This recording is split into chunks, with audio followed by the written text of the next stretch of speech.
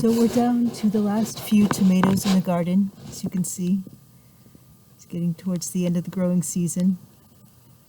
They're sad and small, but we still have some beautiful sunshine so that we can enjoy our gorgeous book here, American Miscellany, published in 1865, with quite the diversity of essays. We are on essay number 49. The previous essay was on the use of elephants in war, the ancient use of elephants in war. And we are now on page 119 of American Miscellany. We are about to take a look at essay number 49, Lectures on Astronomy, number 2, by Professor O.M. Mitchell. I have stated in the preceding lecture the fact that the science of astronomy has furnished to the human intellect the wildest and noblest field for its efforts. I propose to direct your attention in this lecture to specific objects. Follow me then, if you please, through the history of the developments of discoveries made with reference to our nearest neighbor, the moon. The early history of science, we know, is lost. We may trace back the record of its movements until we see that there was a science of astronomy anterior to the earliest date which history can reach. We may then take up tradition, stepping still further back, and there again we stop and ponder upon the fact that there was a science of astronomy anterior even to tradition. Thus we are lost in the obscurity of past time, and having nothing more to guide us upon which we can rely, we must resort to speculation. But let it be remembered that this speculation is of such a character that it is absolute certainty, and if it be properly conducted, it will lead us to results entirely reliable. I shall be obligated then to begin with speculation. In turning the eye to the heavens, the strong probability is that the very first astronomical observations made upon any moving body were those made upon the moon. This attracted the wondering gaze of every eye. Its curious and extraordinary changes and the rapidity of its movements were so different from those of any other heavenly body. While the sun was ever bright and round, while the other planets always shone with a serene and steady light, while the fixed stars shed forth the same unvarying degree of splendor year after year, it was found that the moon was constantly changing. On one evening it was observed to be the slender silver crescent, close beside the sun. It was watched from night to night, receding from a line with the sun, and increasing in brilliancy, till finally it was found to rise in the east in full orb, while the sun was sinking in the west. Then, as the nights rolled on, the light was discovered to decrease, until when it again came round in conjunction with the sun, it had entirely disappeared. These changes were doubtlessly the first observed. But there was another point which early attracted the attention of man.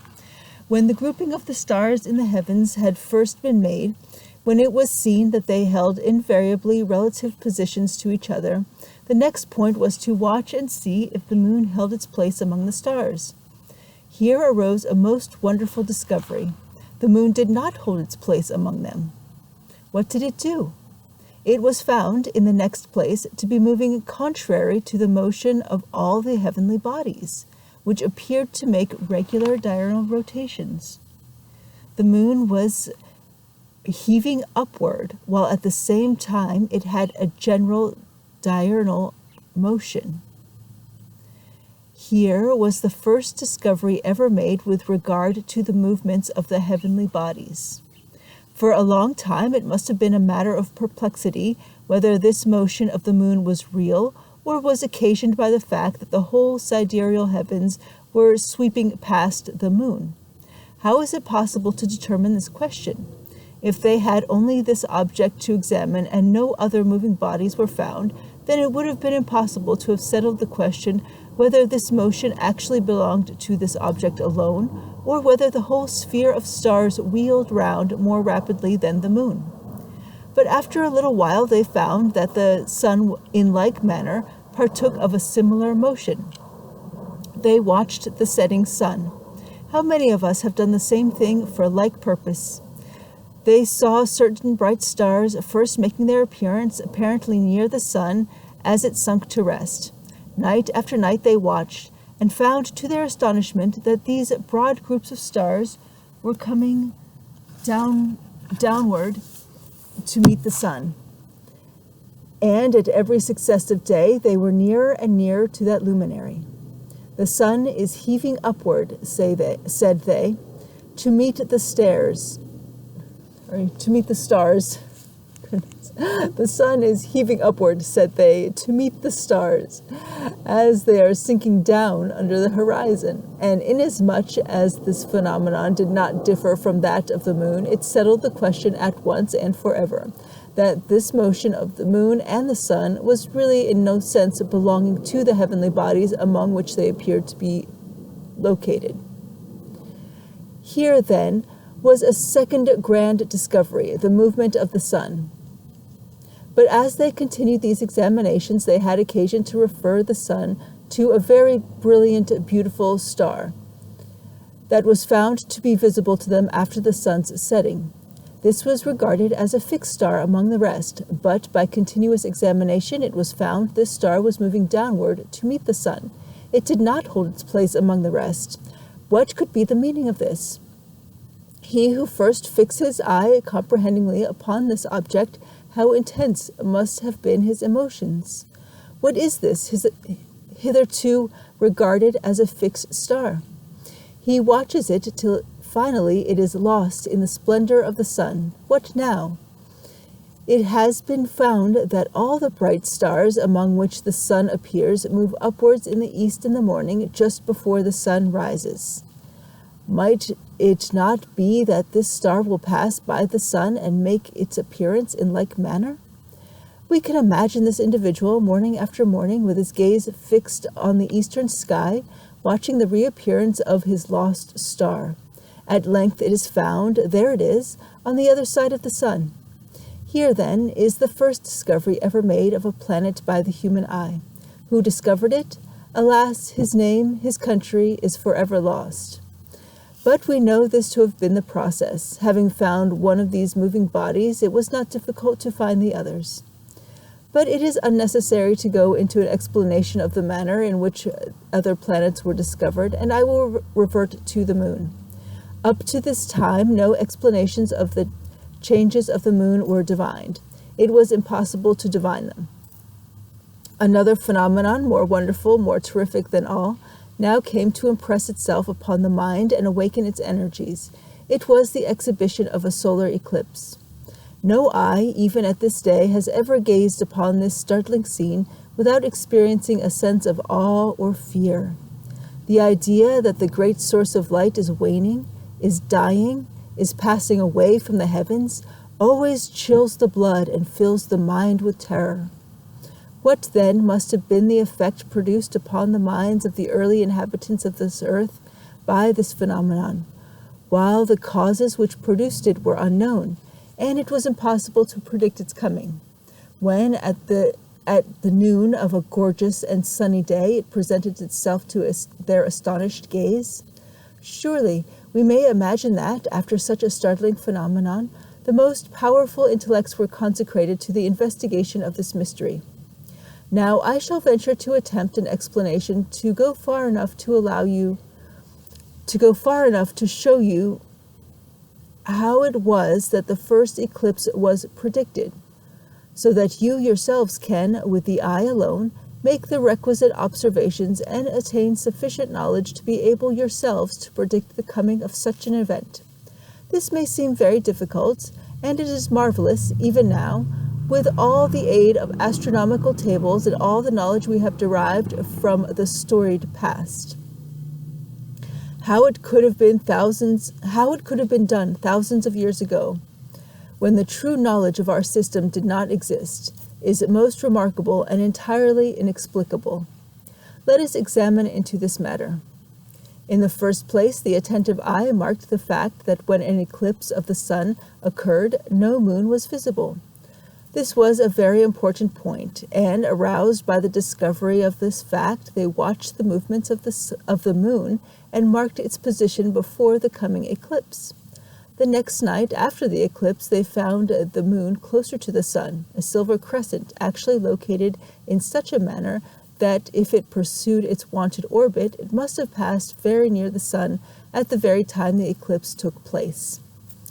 The moon was last seen on this side immediately after the obscuration it occupied on the other side. They joined these 2 points, and by the rate of motion of the moon calculated how long it took for the moon to come up to a conjunction with the sun, and it was found to be just such as to allow the moon to come in conjunction with the sun at the very time of the eclipse.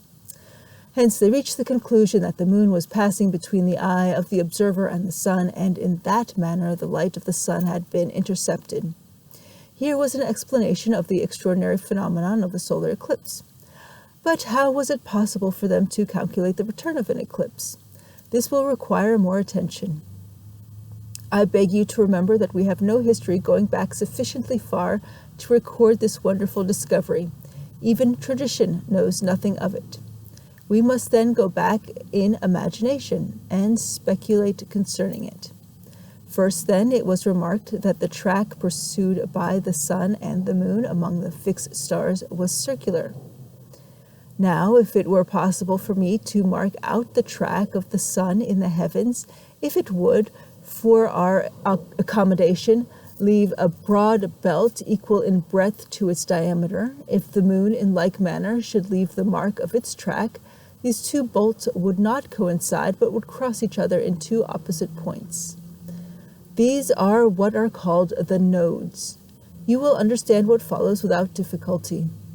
Now, in order that it should be possible that the eclipse should take place, you will readily perceive that it was necessary not only that the moon should be in conjunction with the sun, but it must actually cross the track of the sun when in conjunction in order to make an eclipse.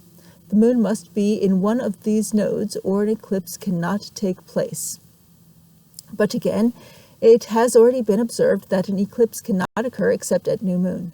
Combine these 2 facts. If it should so happen that the new moon should come in just at the instant it was crossing under the disk of the sun, then would the moon interpose itself between the eye and the sun, and an eclipse would necessarily occur. Now then, to find out that period, let us go, in imagination if you please, to the top of some mountain peak, where the first astronomer, immured from the world, carries on his nightly observation. He has reached to the knowledge of the fact that there will be an eclipse of the sun if the new moon occur at this time she is in her node.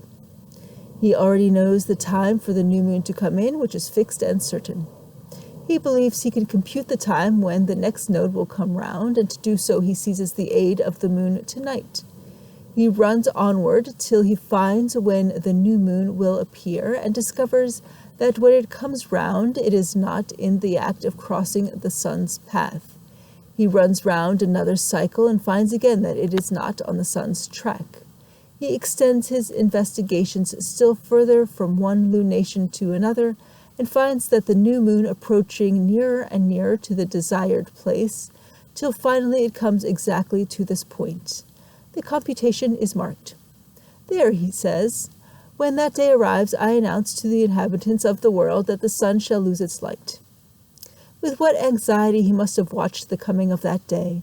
How slowly did the revolving moons pass by. At last the day arrives. He retires to his rocky summit, there to await the test of his triumph or his defeat. The sun rises, bright and beautiful. It mounts the heavens and scatters glory in its path. While the mortal world below are engaged in the avocations of business and the pursuits of pleasure, he is watching with intense anxiety to know what the results will be.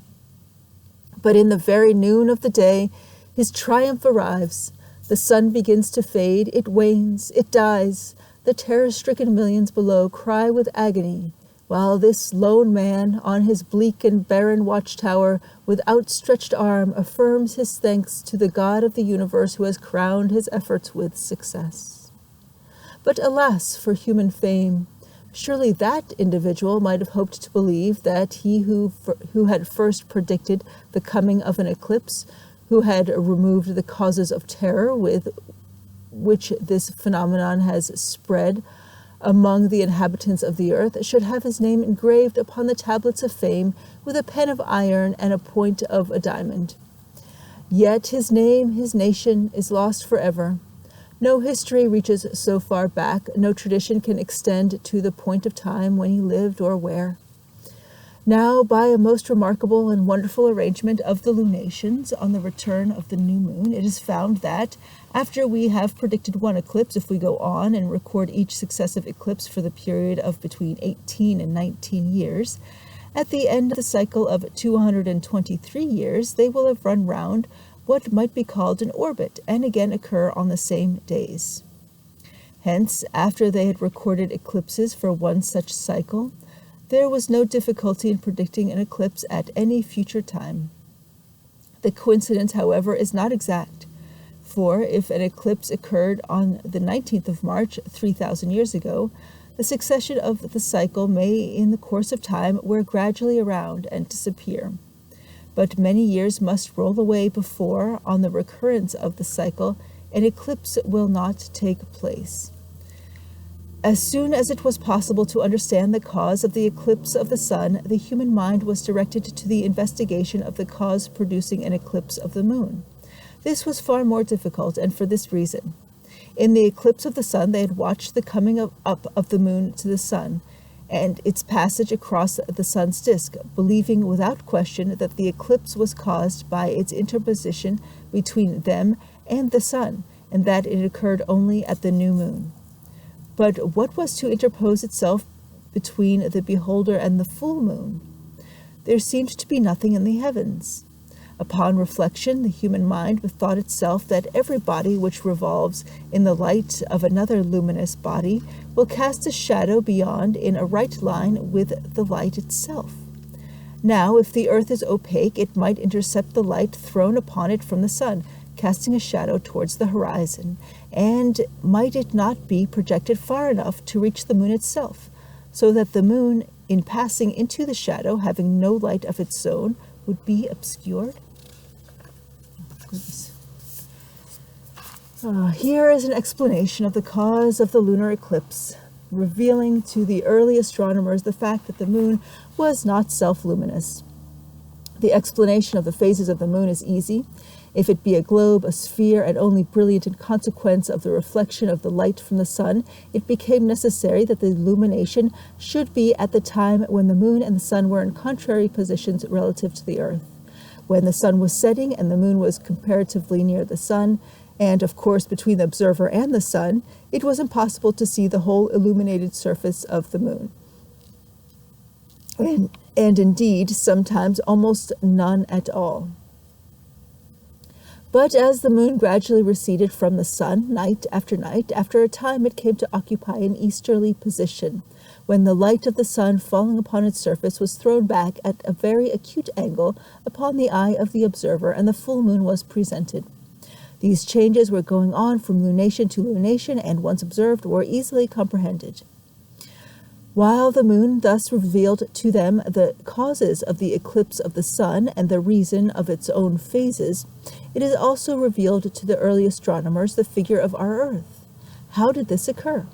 It was found when the moon passed into the shadow of the earth that the line cut out on the disk of the moon by the shadow was an arc of a circle, and as it passed further and further on, even to the entire obscuration of the moon, it still appeared in a form nearer a complete circle. Now it was impossible that any other than a globular figure should cast such a shadow upon the surface of the moon. The moon then was first revealed the figure of the earth upon which we lived. The moon then first revealed the figure of the earth upon which we lived, and strange to tell, that same moon in our own day has given us a more perfect knowledge of the figure of the earth that can be derived from any measurements with the most accurate instruments we yet possess. This matter I shall undertake to explain hereafter. We find, on running back to past history, that observations were made upon the moon at Babylon, 2,250 years before the Christian era. And these observations upon the taking of that city by Alexander were said to have been presented to Aristotle. The truth of this we cannot know, but one thing we do know, that on the 19th of March, 2,567 years ago, there was an eclipse of the sun observed and recorded in the tower erected in that mighty city. On the 8th of March in the following year there was another, and on the 4th of September in the next year there was another. And we know and understand the peculiarities belonging to these antique observations. These are perhaps among the earliest observations, and of such importance that they are in linking the past with a present that but for them we would at this time be comparatively ignorant of the movements of that wondrous orb which does more for the civilization of the world than any other one thing of which we have knowledge. I pronounce this to be true without hesitation. If it were possible now to trace with perfect precision the exact position of the moon, we should accomplish more for commerce, for science, for civilization that could be done in any other way. Why? Because then the tempest-tossed mariner upon any ocean, over whom the days and weeks had passed without his seeing the sun or stars, the moment this silver orb made its appearance again in the heavens, would be able with perfect confidence to exclaim, "I know exactly in what part of the globe I am situated. The smallest observation gives me my latitude, and the position of the moon my longitude. Hence, I say, it is of the utmost consequence that we should have these old observations, for by linking them with those now making, we are able to approximate the accomplishment of this grand design more fully. But as we come down through the tide of time, we find a particular theory adopted with regard to the whole system with which we are united, the old Greek theory, to which I will just advert. It located the earth in the center and made the moon the nearest object and the sun next. Now it happened, curiously enough, that there was one truth in the theory. The moon did revolve about the earth. When Copernicus presented his theory and transferred the fixed center to the sun, causing the planets to take proper positions, rescuing the earth from its false position and sending it revolving round the sun, the question was, what is to be done with the moon? There seems to be a difficulty here. The query was, is the moon a planet like the rest? Perhaps many of my audience have not thought of this. How many of us have asked the question, how do we know that the moon revolves? Because the books tell us so? We are generally in the habit of receiving facts in that way. I do not remember ever to have seen an explanation of this in any book. But Copernicus reasoned in this way. Said he, I do not believe the moon revolves in an orbit interior to the earth's, because I find that evinces a miracle. The moon in that case should never leave the sun, but to a limited distance. Now the moon does leave the sun and moves off till it is directly opposite, and then comes around again up to the sun. I therefore say it does not revolve interior to the earth's orbit. In the next place, it does not revolve exterior to the earth's orbit. For I find the motion of all the planets exterior to the earth at certain points of their career becomes slow. It is arrested, they stop, retrograde, they stop again, and then take up their onward motion. Now I understand why it is that we, being on the surface of a circular globe, must have these changes exhibited to us. But the moon never stops and retrogrades. It is ever moving onward, and therefore it is not exterior to the orbit of the earth. Here was a further absolute demonstration. It could not be either interior or exterior. Therefore, it was no planet at all. Now, the phenomena exhibited by the moon were not perfectly accounted for. If, upon the hypothesis that you make the earth its center, it revolves about the earth, it is our satellite, ever accompanying us in all our movements. But we come down still further in the history of our neighbor.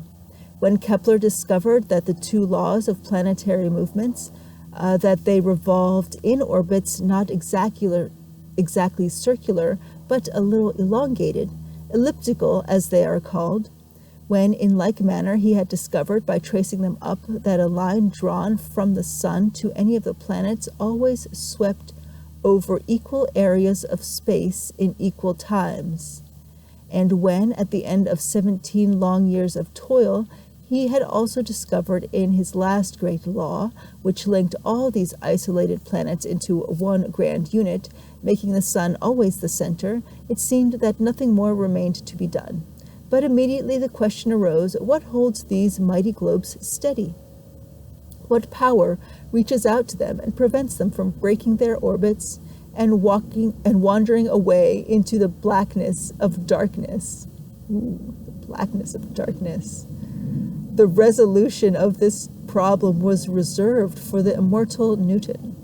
Kepler himself gathered some faint glimmerings of the great cause, that there was a power of attraction existing in bodies, mutually operating upon each other, but he did not attain to the demonstration of this fact.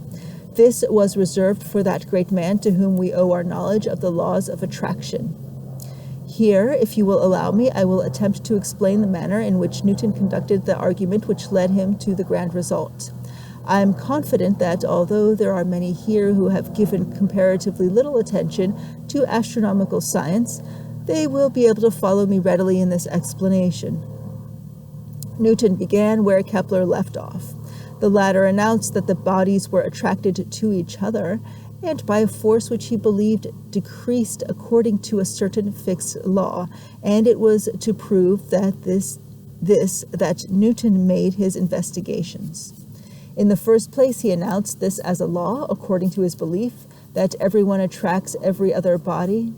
In the first place, he announced this as a law, according to his belief that everybody attracts every other body by a force which varies inversely as the square of the distance. If a body be located at a distance 1, the force of its attraction we will call 1. Now we remove this body as far again to a distance 2, and the attractive power will be 1/4. At a distance 3, 1/9, and at a distance 4, 1/16, and you can carry out the law to any distance. Now, to prove the truth of this law was the question. In the first place, it was manifest that, whatever be the law of attraction, it will be clearly and positively determined by the amount of velocity it is capable of impressing upon a falling body. This is intelligible to all. If from this point I let fall any object towards the earth's surface under the influence of the force of attraction, suppose it fell 16 feet in the first second of time. This 16 feet will measure the force of attraction at the earth's surface. If it were possible to go 4,000 miles high, and from that point as remote from the surface of the earth as my first station at the surface was distant from the center, then drop a body, measure the space through which it falls, and find it to be 1/4 of 16 feet in a second, this would prove that the law was true. But suppose I rise still higher, 12,000 miles above the center of the earth, and there find the space through which this body falls is 1/9 part of 16 feet in a second. Here is another confirmation of the law. And if, as I increase my distance every time by this radius of the earth's circumference, I find the same law holds true, I pronounce without hesitation that this is the law of attraction.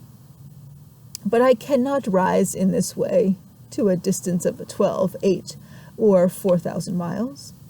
Yet may I not carry my observations to a certain height? Yes, but to such a comparatively small distance that the difference will be inappreciable.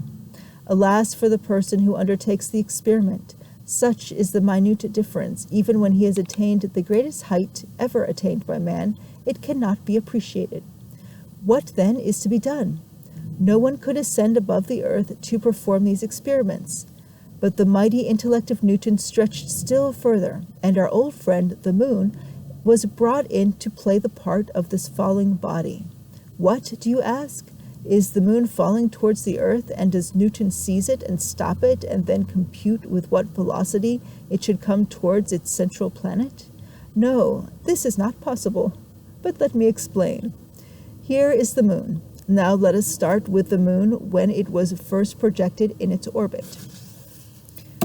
Under the action of the impulsive force, it would have moved off in a straight line with a certain determined velocity, with which we can measure. If this impulse had not been given to it, and it had been left free in space, it would have dropped towards the center of the earth with a certain velocity, which we can also measure. Now, under the action of these two forces, it does not obey either of them, but takes a direction intermediate between the two, and swings in a curve about the earth. And here is the stated point. If under the action of an impulsive force, it would in a second of time reach that point in a straight line, under the attraction of the earth it is drawn down, and the amount by which it is drawn down is the amount through which it falls during that second of time. One more grand point is to be accomplished, and we are through. Finally, first, inasmuch as the moon is falling, it is necessary to note how much it falls. That is easily measured. All we have to do is to remark the amount of declension from a straight line which it would have pursued in a second of time. A straight line is easily measured and gives the value of the distance through which a body located at the moon will fall towards the earth in 1 second. Now, the grand point is whether that distance is what it ought to fall under the hypothesis of the law of gravitation. When Newton undertook this investigation, he was not provided with accurate data. It was easy to compute how far a body should fall in a second of time. Every person can do that. Only follow this law, beginning with 16 feet a second at a surface of the earth, or at the length of the earth's radius. Just square the distance, which will be successively 2, 4, 9, 16, and so on, till at the distance of the moon, or 60 times the length of the earth's radius, it will be 3,600. Since this computation was so easy, all that was necessary was to measure the space through which the moon did fall, and if they were equal, then of course the demonstration was made. Yet alas for the toil of the philosopher, his data were incorrect. And for 17 years did he goad his mind to the subject, toiling day and night to make this coincidence perfect. But it would not agree, so he threw his laborious computations away in despair. But in attending a meeting of the Royal Society in London, he happened to catch the sound of the voice of an individual who was talking about a recent measurement of the circumference of the earth. That was the principal element entering into the computation. The new measurement differed from the old. Here, thought he, may be the source of my error. He takes down his old computations and substitutes the new measurement of the diameter of our globe, which makes a difference in the proportional distance to the moon. The result he anticipates is coming out, but his nervous system sinks beneath the intense excitement. He yielded up the computation to a friend, for he could not make it himself. The coincidence was perfect. The grand demonstration was made. The law of gravitation was proved. At last he had grasped the key to the mysteries of the universe and held it with a giant hand.